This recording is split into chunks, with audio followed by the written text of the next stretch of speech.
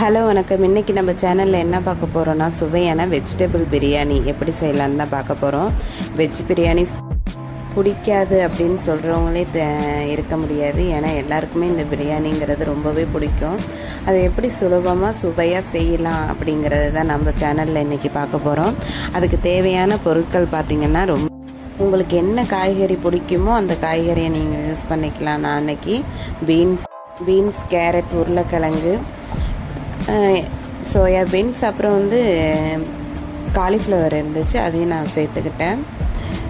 பச்சை மிளகாய், வெங்காயம், தக்காளி, தேவையான அளவுக்கு நெய், புதினா, கொத்தமல்லி. இப்போ எப்படி செய்யலான்னு பார்த்துடலாம். அடுப்பில் ஒரு குக்கரை சூடு பண்ணிக்கிட்டேன். அதில் நெய் தேவையான அளவுக்கு விட்டுட்டு எண்ணெய் கொஞ்சம் நான் விட்டுருக்கேன். இது கூடவே நம்ம அந்த தாளிப்பெல்லாம் சேர்த்துற வேண்டியதான். தாளிப்பெல்லாம் நல்லா பொரிஞ்சு வந்ததுக்கப்புறம் அது கூட வெங்காயம் நல்லா பொன்னிறமாக ஆகி வரணும். வெங்காயம் நல்லா வதங்கி வந்ததுக்கப்புறம் இது கூடவே நம்ம தக்காளியை சேர்த்துற வேண்டியதான்.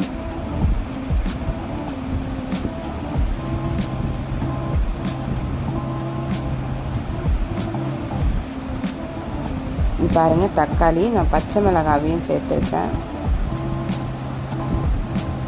இந்த தக்காளி எல்லாம் நல்லா வதங்கி வரதுக்காக இது கூடயே நான் பிரியாணிக்கு தேவையான அளவுக்கு உப்பை இப்போயே சேர்த்துட்றேன்.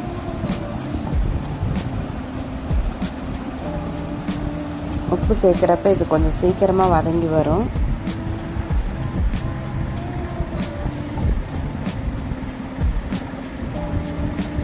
இதெல்லாம் எந்த அளவுக்கு நல்லா வதங்கி வருதோ அந்த அளவுக்கு பிரியாணி நல்லா சுவையாக இருக்கும்.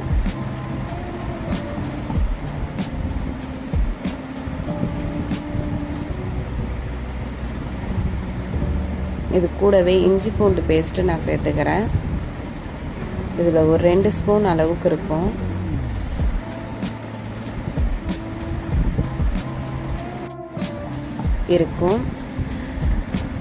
இது கூடவே நான் தனி மிளகாத்தூள், கொஞ்சம் கரம் மசாலா, பிரியாணி மசாலா, இது 3 தான் சேர்த்துருக்கேன். நிறைய பேர் கரம் மசாலா சேர்க்க மாட்டாங்க. ஆனால் நம்ம ஒரு 1/4 ஸ்பூன் அளவுக்கு சேர்த்தோன்னா டேஸ்ட்டு நல்லாயிருக்கும். அதனால் நான் சேர்த்துருக்கேன்.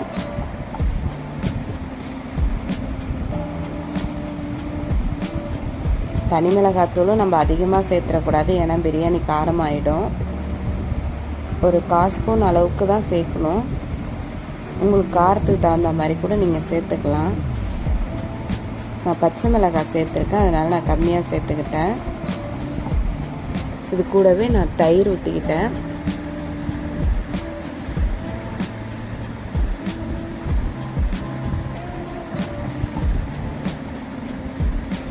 ஒரு கைப்பிடி அளவுக்கு புதினா, கொத்தமல்லி 2 நான் சேர்த்துருக்கேன். பிரியாணினாலே புதினாவும் கொத்தமல்லி இருந்தாங்க, இதுதான் நல்ல ஃப்ளேவர் கொடுக்கும்.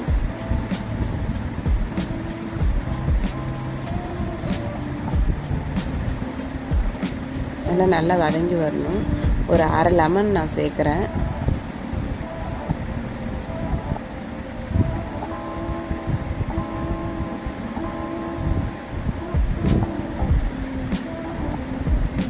இதில் நல்லா வதங்கி வந்ததுக்கப்புறம் இது கூடவே நம்ம கட் பண்ணி வச்சுருக்கிற அந்த காயெல்லாம் சேர்த்துற வேண்டியதான்.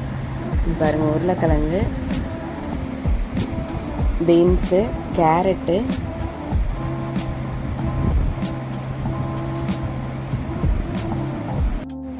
காலிஃப்ளவர், சோயாபீன்ஸ், இது எல்லாத்தையும் நான் சேர்த்துறேன். சோயாபீன்ஸுன்னு சொல்லுவாங்க, இது கறி பண்ணணும்னு சொல்லுவாங்க. இதை நம்ம வெந்நீரில் கொஞ்சம் நேரம் போட்டு இதை புழிஞ்சிட்டு அதுக்கப்புறம் தான் சேர்க்கணும், தண்ணியோடு சேர்த்துடக்கூடாது.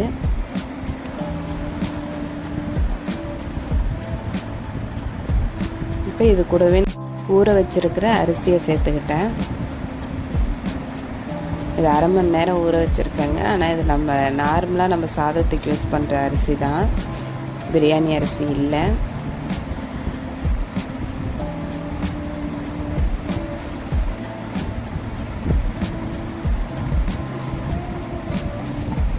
ஒரு டம்ளர் அரிசிக்கு 2 டம்ளர் தண்ணி அப்படிங்கிற அளவுக்கு நம்ம கணக்கு வச்சுக்கணும். இதில் வெஜிடபிள் போட்டிருக்கிறதுனால நான் 1/4 டம்ளர் அதிகமாக தண்ணி வச்சுக்கிட்டேன்.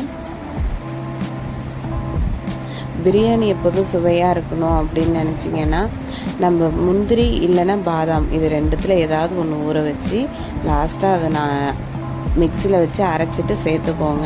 இதை மாதிரி சேர்க்குறப்ப பிரியாணி இன்னும் டேஸ்ட்டாக இருக்கும்.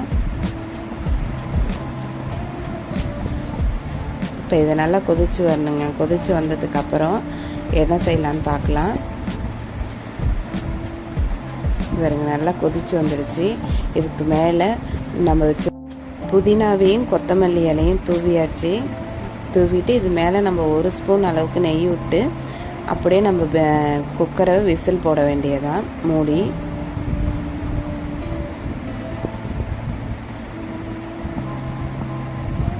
நீங்கள் லாஸ்ட்டாக தம் போடுறதுக்கு முன்னாடி உப்பு காரம் எல்லாம் சரியாக இருக்கான்னு பார்த்துக்கோங்க. பார்த்துட்டு நீங்கள் குக்கரை மூட வேண்டியதான். பாருங்கள் நான் 2 விசில் வச்சு எடுத்துட்டேன். பிரியாணி எவ்வளோ சூப்பராக ரெடியாகி வந்துட்டு பாருங்கள். இது நார்மலாக நான் வீட்டுக்கு யூஸ் பண்ணுற அரிசி தான். அதிலே நம்ம இந்த பிரியாணி செஞ்சிட்டோம் பாருங்கள். இது எவ்வளோ சூப்பராக இருக்குது பாருங்கள். டேஸ்ட்டும் பக்காவாக இருந்துச்சு. நீங்களே இதை மாதிரி ட்ரை பண்ணுங்கள். உங்களுக்கு எப்படி வந்தது அப்படின்ட்டு கமெண்ட் பண்ணுங்கள். பிரியாணி செய்ய தெரியாதவங்க கூட இதை ட்ரை பண்ணி பார்க்கலாம். ஏன்னா இது அவ்வளோ ஈஸியான ஒரு பிரியாணி தான். செஞ்சு பாருங்கள். எப்படி ரைஸ் ஒன்றோட ஒன்று ஒட்டாமல் எவ்வளோ சூப்பராக வந்திருக்கு பாருங்கள். நம்ம தண்ணியும் பார்த்து அளவாக வச்சோன்னா பிரியாணி நல்லா டேஸ்ட்டாக இருக்கும். குழஞ்சி வராமையும் இருக்கும். சில பேர் தண்ணி அதிகமாக வச்சுருவாங்க, அது குழஞ்சிடும்.